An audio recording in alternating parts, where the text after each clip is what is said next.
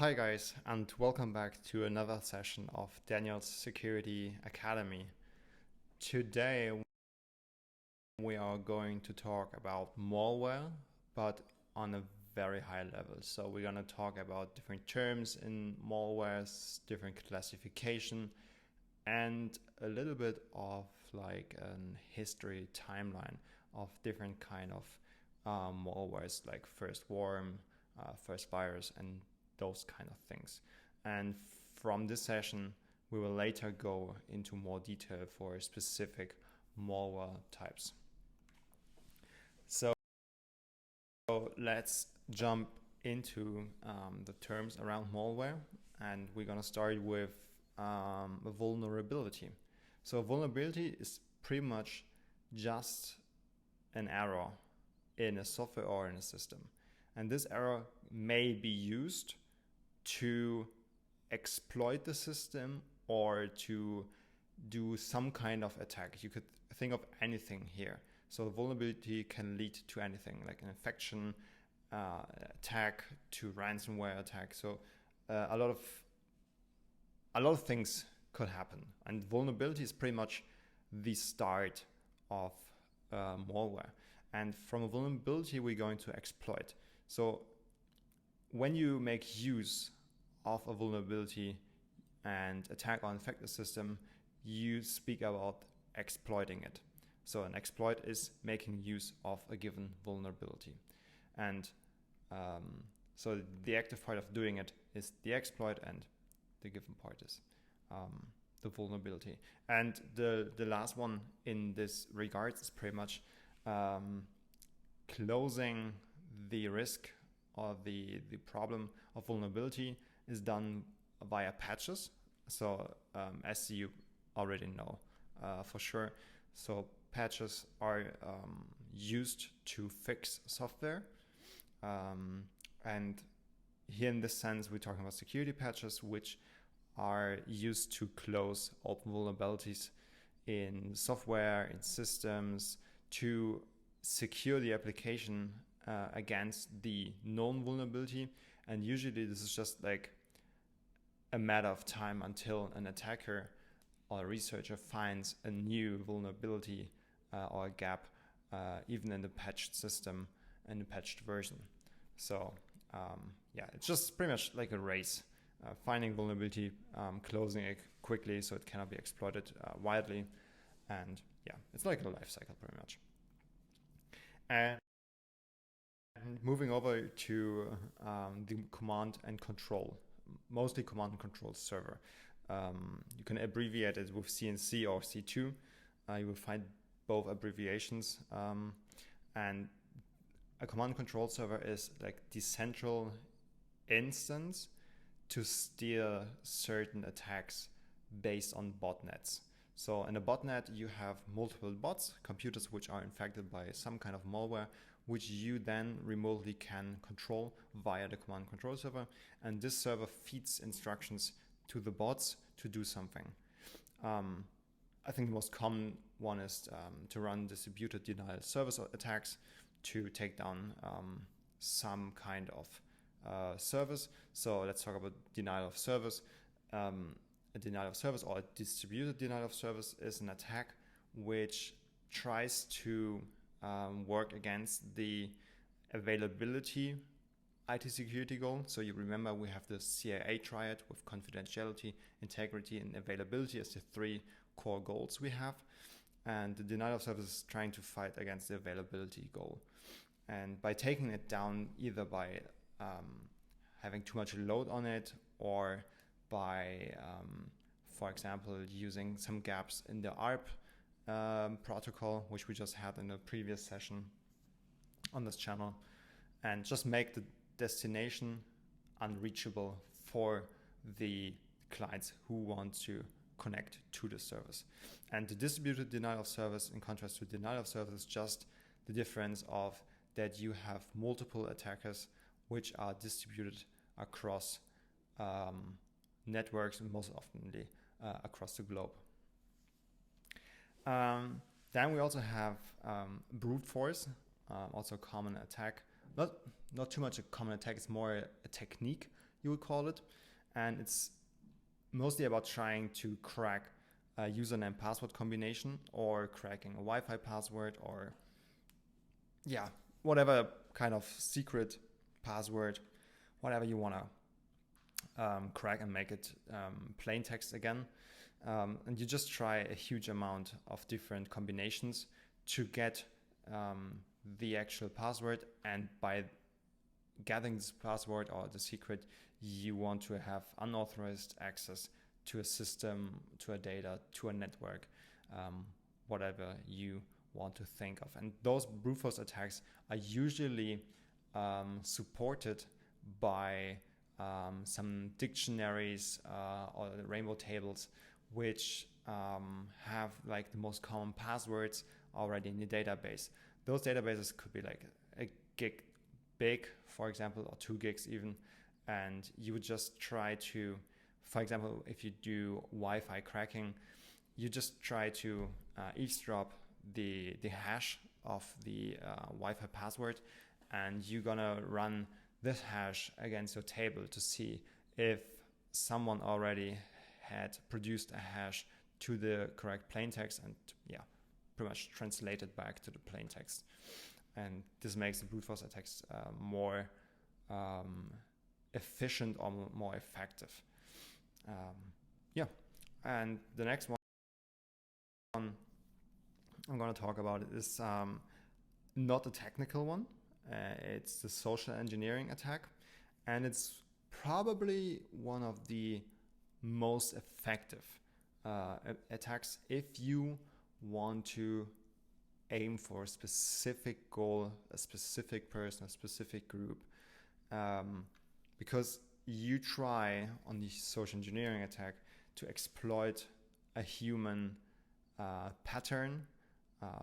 By example, someone who grieves for money, you can try to push him with, okay, if you do this for me, I will give you $1,000, something like that. And you just need to do X, Y, and Z for me, and then you get the money. Or putting someone under pressure, like, oh, if you don't give me the password of this database, we will not be able to pay out the entire employees of the company for this month. So please, just give me the password quickly. I need to do it. I need to run it now because the bank is closing. I don't know, something like that. There are multiple patterns of human values which social engineering tries to attack and to convince the victim to do an action which he or she should not do because you are impersonating someone or an organization. We'll definitely have an own video about social engineering. This is like a very, very interesting area, and we're gonna have definitely a more detailed video on this one. Lastly, not actually lastly, one more after the SQL injection. But SQL injection is a technical attack in the regards of SQL servers, where you try via SQL statements within input fields to either read data from a database or even like delete data from a database, which you are not supposed to do. For example, if you go on a website and you are asked to put in your username and your password, and the website does not correctly verify the input given and just takes the input and puts it into a SQL statement and just run it, then you can just use with some minor tweaks you have to do to your SQL statement.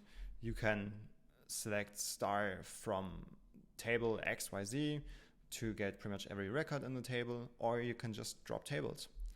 And so it is still a common attack, which is quite surprisingly because there's so many frameworks and already done login forms, for example, which have proper input validation, but still people do not validate some input forms. So it's still a given risk for web services, for example.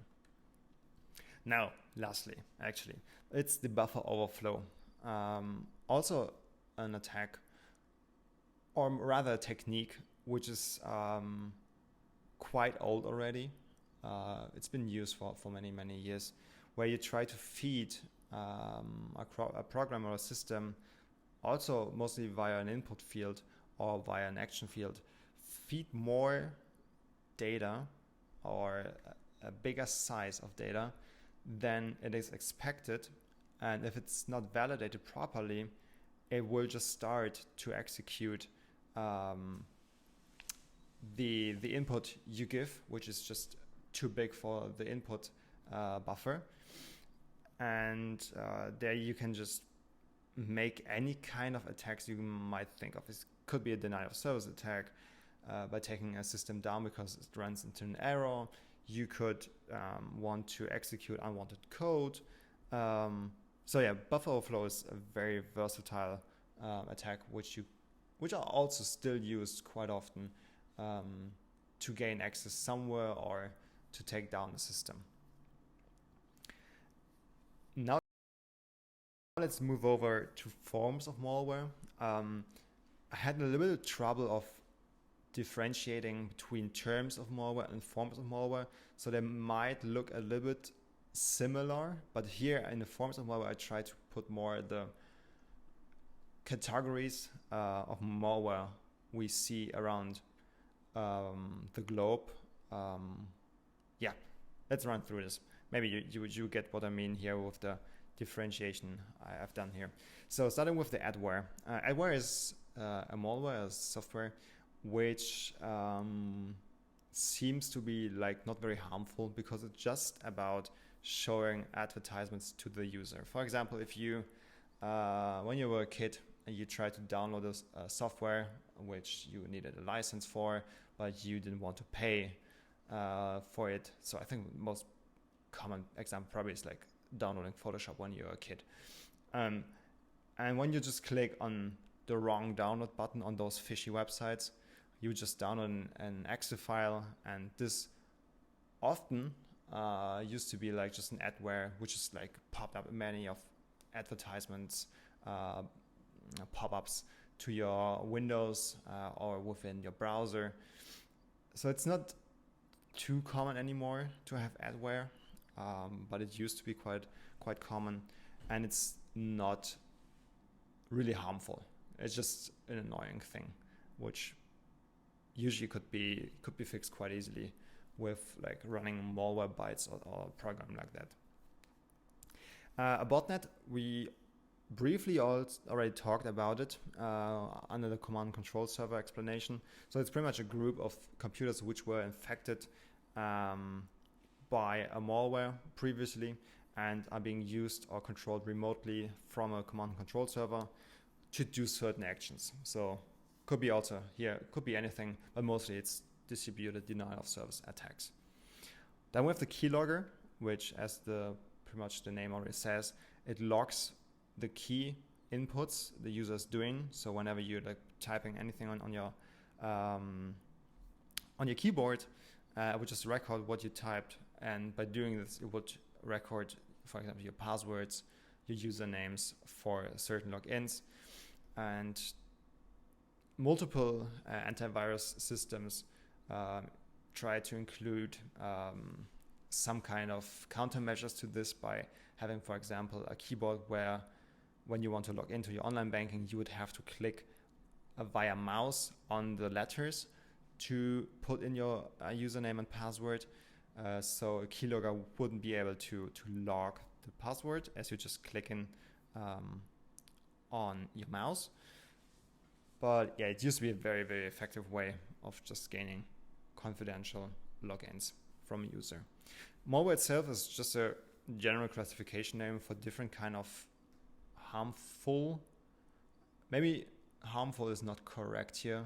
In general, like software which is supposed to do something bad to a user. Because adware is also a form of malware, and adware is not really harmful.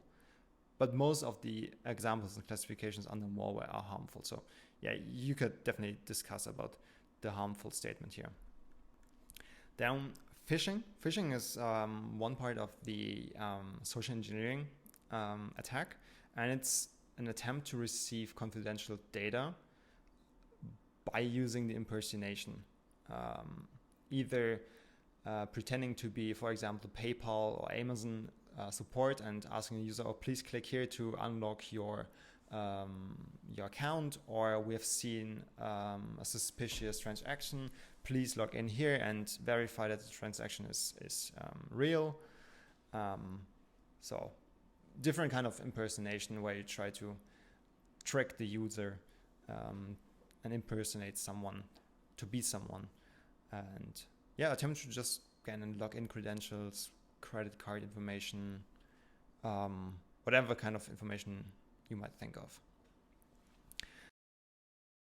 Next up, we have ransomware.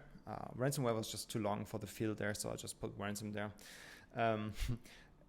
Ransomware encrypts your data and your files on the system and will ask you afterwards for a ransom money to feed you back the private key to decrypt the files on your system. So it's pretty much a private key function. So it will be encrypted using a key, and without having the private key, you will not be able to retrieve your data unless you have, for example, a backup made and you can just restore the old backup. But for this one, you need to make sure that within the backup, you don't have the ransomware already on your computer, because you would just like redo the entire lifecycle again. If you just restore a backup which already has the ransomware on it, you will get your data back, and probably a day later, whatever the trigger is in the ransomware, you will have your data again encrypted. The problem with ransomware and the ransomware attacks you also probably have seen quite a lot in the news is, even though if you pay the hacker the ransom money, which is usually paid in Bitcoin or Ethereum, you don't have the guarantee that he will send you the actual key to decrypt the encrypted files. So it's a gambling, and usually authorities really tell you like, don't pay the ransom money, don't pay it. And they usually tell like, make sure that you have a backup.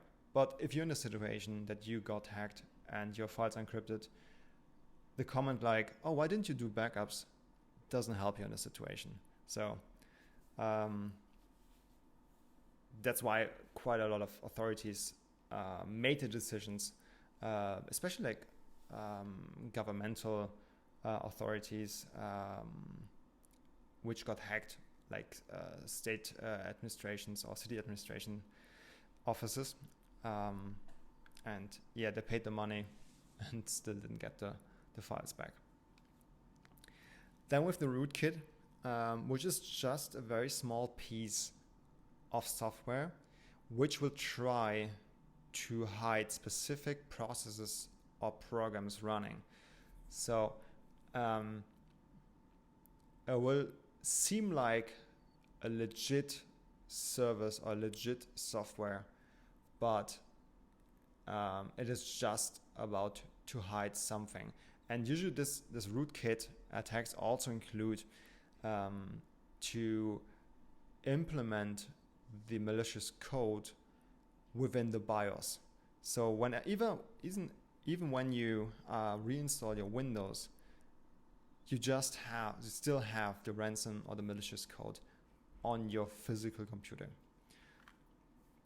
Spyware, as pretty much the name already says, it's about spying on the user, spying on the online activities of a user, which will then help to like streamline advertisements or offerings to them. So here's a difficult line you could take between the online marketing done via cookies, which gets analyzed, and you probably know about the Facebook analytics case where Facebook paid billions of dollars. I think it was 4 billion or was it 5 billion? I'm not too sure. Because using the users' data for analytics, for example, for political campaigns. So spyware could also be quite a lot, and could be a lot used for different cases. So it's a difficult line between what is online marketing analytics of cookies, for example, and which is actually spyware.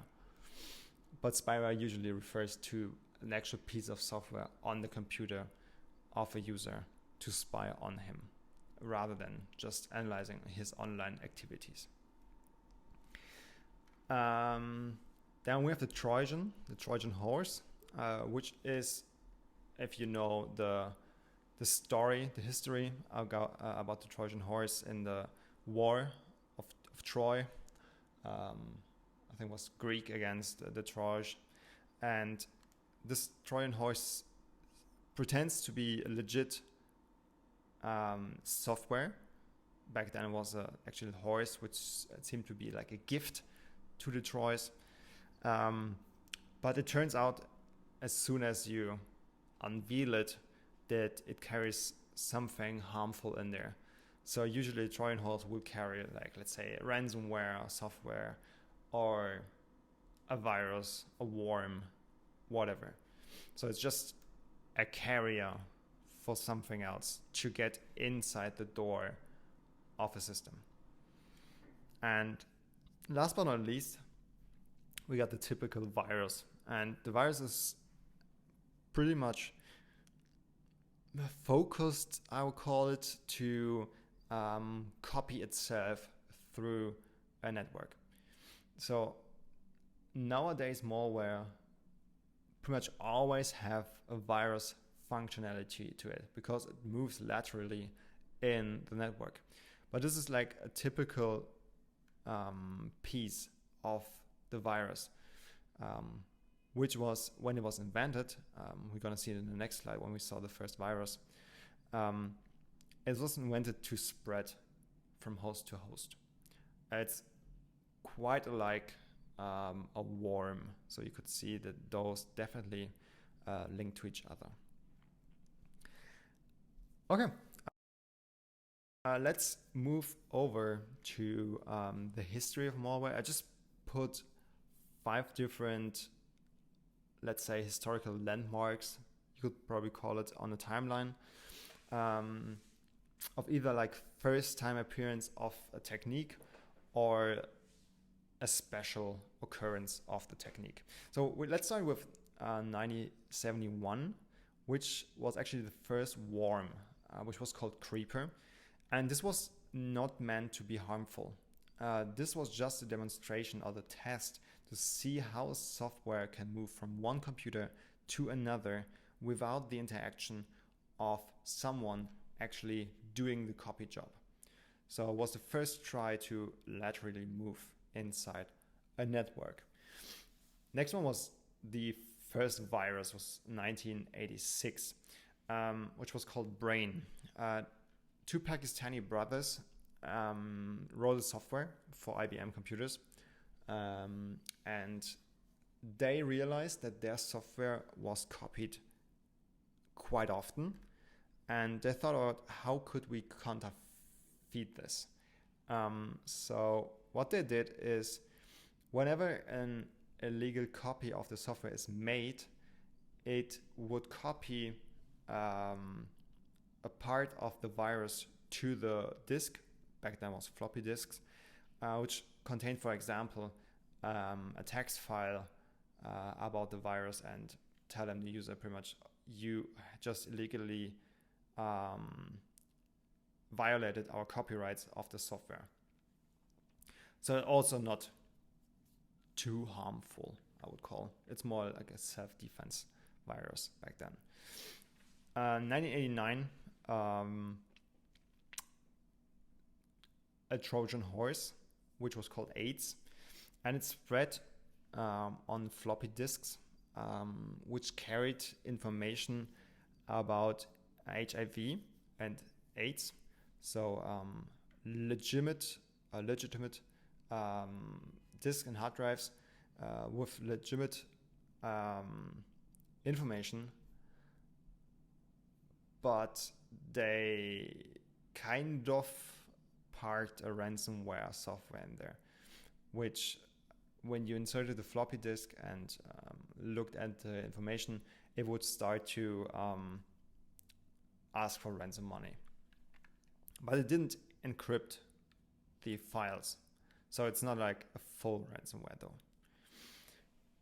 So moving over to 2000, this is definitely not the first distributed denial service of attack, but it was one of the most impactful until then, because this attack focused a lot of well-known websites. For example, Amazon, eBay, Yahoo. Yeah, Yahoo used to be a well-visited website back then. And this denial service attack took them down for hours. And you can imagine websites which rely on the online presence for the revenue, like Amazon and eBay, because they are making money by someone doing transactions on their website. Without the website online, no user can do the transactions, so the revenue generated. So this is definitely a high revenue impact for the companies. And those kind of denial of service attacks you will find at least yearly to those well-known big websites. So multiple DDoS attacks happened after 2000. Again, focusing on Amazon, focusing on PlayStation, on Sony, attacking DNS, which hosted a lot of different services. So there are multiple big DDoS attacks per year. So it's also the reason why companies who rely on the revenue based on online services should have some DDoS attack counterfeits implemented on their website or on the network actually. And we also have or will do a separate session on DDoS again.